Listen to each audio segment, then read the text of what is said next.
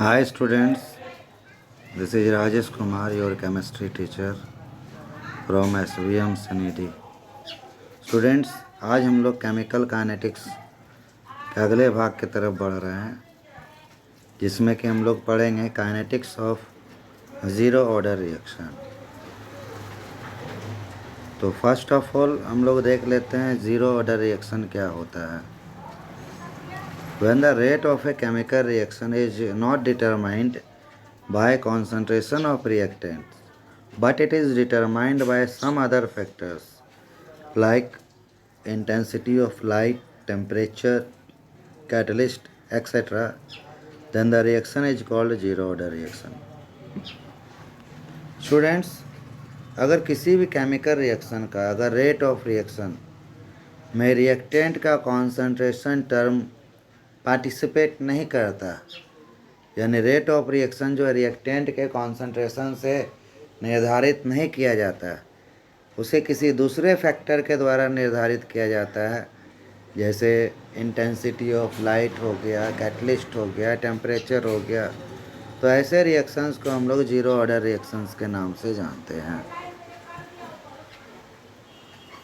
हम लोग कुछ एग्जाम्पल्स जीरो ऑर्डर रिएक्शन का देखेंगे।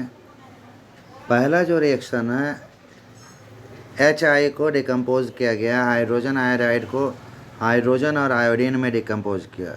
ये जीरो ऑर्डर इसलिए है क्योंकि इसमें गोल्ड जो है AU जो है कैटलिस्ट का काम कर रहा है। दूसरे रिएक्शन में अमोनिया को डिकम्पोज किया गया है नाइट्रोजन और हाइड्रोजन में, इसमें टंगस्टन यानी W जो है कैटलिस्ट है, इसीलिए जीरो ऑर्डर रिएक्शन है।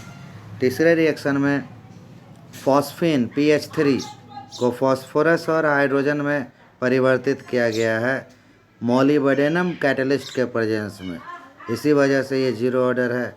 और तीसरा जो है हाइड्रोजन और क्लोरीन को H न्यू यानी एनर्जी ऑफ फोटोन या फोटोन ऑफ लाइट या इंटेंसिटी ऑफ लाइट के प्रेजेंस में हाइड्रोजन क्लोराइड में बदला गया है, इसीलिए ये भी जीरो ऑर्डर रिएक्शन है क्योंकि इसमें इंटेंसिटी ऑफ लाइट का प्रयोग किया गया है। स्टूडेंट्स, अब हम लोग integrated rate constant expression zero order के लिए निकालेंगे।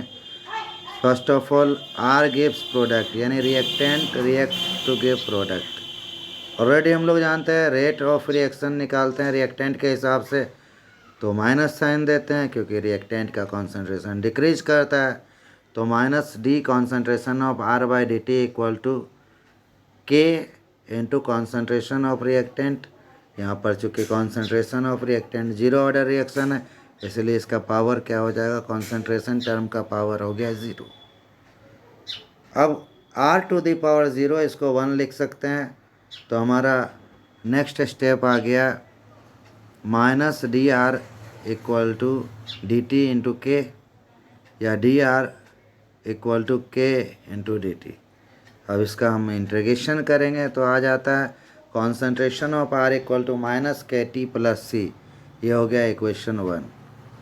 यहाँ पर C जो है इंटीग्रेशन कांस्टेंट है। मान लेते हैं शुरू में T इक्वल टू 0 है, दैट मीन्स रिएक्शन स्टार्ट नहीं हुआ, तो R इक्वल टू हो जाएगा R0 हो गया यहाँ पर इनिशियल कॉन्सेंट्रेशन ऑफ रिएक्टेंट। अगर हम इक्वेशन 1 में T के जगह 0 और R के जगह R0 बैठाएंगे तो C का वैल्यू आ जाएगा कॉन्सेंट्रेशन ऑफ R0। अब हम लोग C का वैल्यू इक्वेशन 1 में बैठाएंगे तो हमारे पास आ जाता है concentration of R equal to -KT plus concentration of R0, या इसको हम लोग एडजस्ट करेंगे तो हमारा इक्वेशन अगला स्टेप आ जाएगा K equal to R0 minus R/T। यही हमारा this is the required expression of rate constant for a zero order reaction. Unit of rate constant K का यूनिट कैसे निकालेंगे वो देखते हैं। अभी हम लोग निकाले K equal to R0 minus R/T। यहाँ R0 माइनस R0 और R दोनों कॉन्सेंट्रेशन है और T जो है समय है, टाइम है। तो कॉन्सेंट्रेशन का पता है स्टूडेंट्स, यूनिट होता है मोल पर लीटर और नीचे समय का सेकेंड, तो सेकेंड को हम लोग ऊपर शिफ्ट करेंगे तो मोल पर लीटर पर सेकेंड, यानी unit of rate constant of zero order reaction हो गया मोल पर लीटर पर second. Expression for half life period, half life period के लिए एक्सप्रेशन देखते हैं। हाफ लाइफ पीरियड क्या होता है? The time required for completion of 50% of a chemical reaction with respect to initial concentration of reactant is called half-life period of the reaction. It is denoted by T half or T 0.5. किसी भी chemical reaction का 50% अगर complete होने में जो समय लगता है रिएक्टेंट के इनिशियल कॉन्सेंट्रेशन के हिसाब से, तो हम उसको हाफ लाइफ पीरियड के नाम से जानते हैं। और ज़ीरो ऑर्डर रिएक्शन हम लोग को पता है K equal to R0 minus R/T, तो T के जगह में लिखेंगे T हाफ लाइफ पीरियड के लिए, और R जो होगा कॉन्सेंट्रेशन होगा इनिशियल कॉन्सेंट्रेशन का आधा होगा, यानी R इक्वल टू R0/2। अब हम लोग T के जगह में T हाफ और R के जगह R0/2 अगर हम पुट करते हैं तो हमारा इक्वेशन आ जाता है K equal to R0 minus half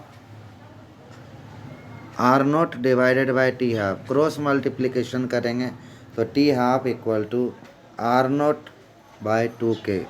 यहाँ स्टूडेंट्स 2K कांस्टेंट है, अगर उसको हटा दिया जाए तो हम लोग लिख सकते हैं T half directly proportional to R0, यानी half life period directly proportional to initial concentration of reactant. Students ये प्रूव करने के लिए एग्ज़ाम में देता है, इसलिए इसको आपको अच्छा से करना है।